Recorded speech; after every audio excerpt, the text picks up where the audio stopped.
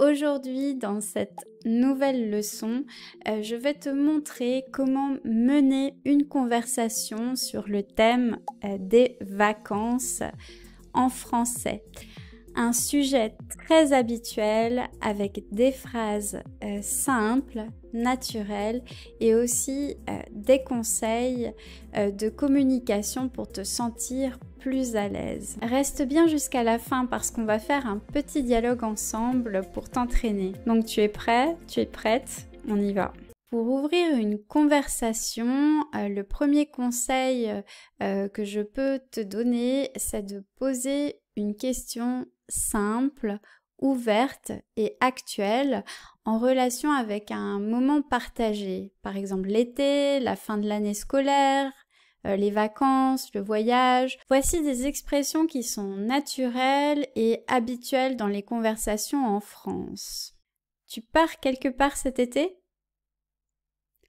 Tu pars quelque part cet été? Tu as prévu des vacances en août? Tu as prévu des vacances en août? Tu bouges un peu pendant les vacances? Tu bouges un peu pendant les vacances? Cette structure, tu bouges, est plus informelle, plus sympa. Tu peux l'utiliser avec une personne avec qui tu as l'habitude de parler. Tu restes ici ou tu vas partir? Tu restes ici ou tu vas partir? Tu prends des congés bientôt? Tu prends des congés bientôt? Celle-ci, elle est plus facile à employer, par exemple, avec des collègues au bureau, au travail. Le mot congé, c'est un mot qui veut dire un jour où l'on ne travaille pas. Le petit conseil ici est de penser à bien adapter l'expression selon la personne. Par exemple, à un collègue de travail, tu peux lui dire « Tu vas couper un peu cet été ?» Tu vas couper un peu cet été?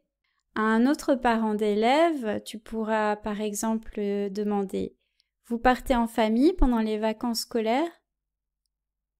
Vous partez en famille pendant les vacances scolaires? Alors, après avoir commencé la conversation, il est fort probable que l'autre personne te pose également des questions sur tes projets de vacances, tes projets de voyage. Alors, pour répondre naturellement, je vais te donner quelques exemples simples.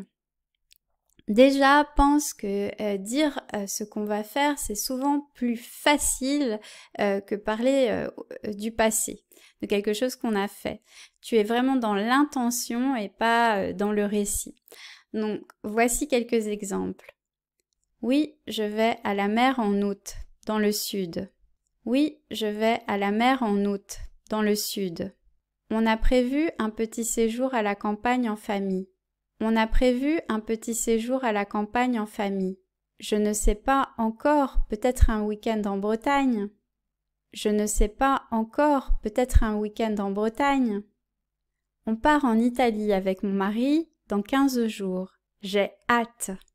On part en Italie avec mon mari dans 15 jours. J'ai hâte.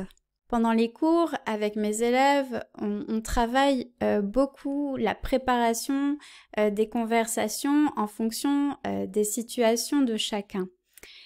Si je peux te donner un conseil, ce serait de préparer une réponse courte et une réponse plus détaillée sur ce thème de conversation, parce qu'il est très habituel. Bien sûr, dans la vraie vie, je sais, les conversations sont spontanées et tu devras toujours adapter en fonction de la situation qui se présente. Mais je t'assure vraiment que si tu es préparé avec quelques phrases et quelques idées, ce sera vraiment plus facile pour toi de profiter d'une bonne conversation. Alors, pour faire durer la conversation sans forcer, montre que tu écoutes et ensuite rebondis avec une question simple qui s'inspire directement de ce que l'autre personne vient de te dire, pour l'encourager à développer ou à approfondir. Ça va montrer que tu écoutes vraiment, que tu es intéressé par la conversation et ça va stimuler la confiance. Finalement, tu n'as pas besoin de beaucoup parler pour être agréable en conversation.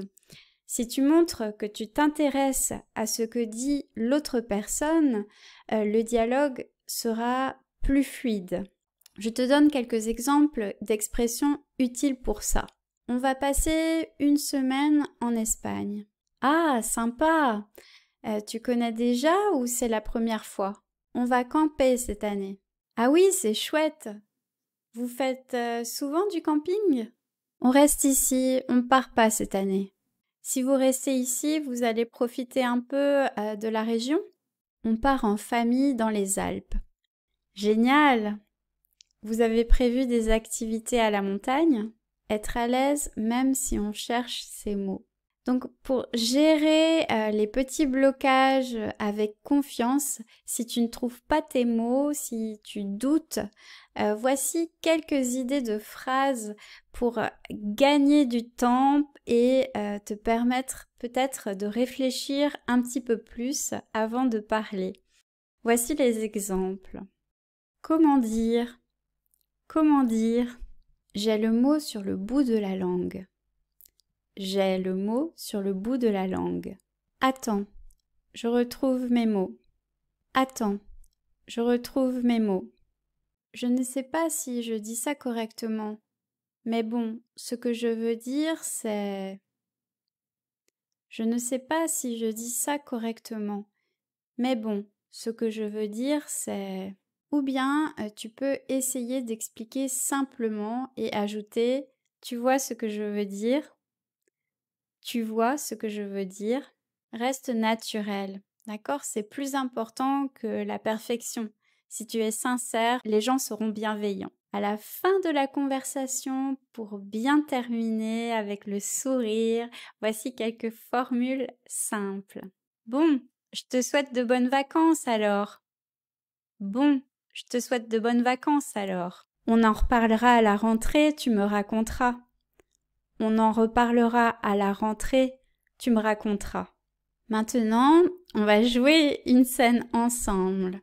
Donc imagine que tu parles à un collègue ou à un parent d'élève à la sortie de l'école et tu peux me répondre à voix haute pour pratiquer. C'est parti. Alors, tu as des projets pour cet été?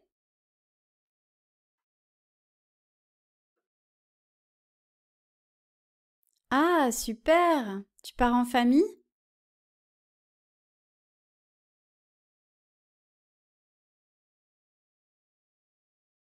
Tu connais déjà la région?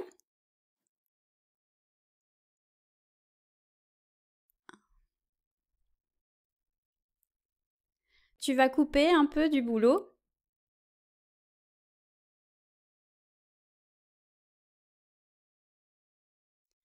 Peut-être un long week-end à la montagne, on verra.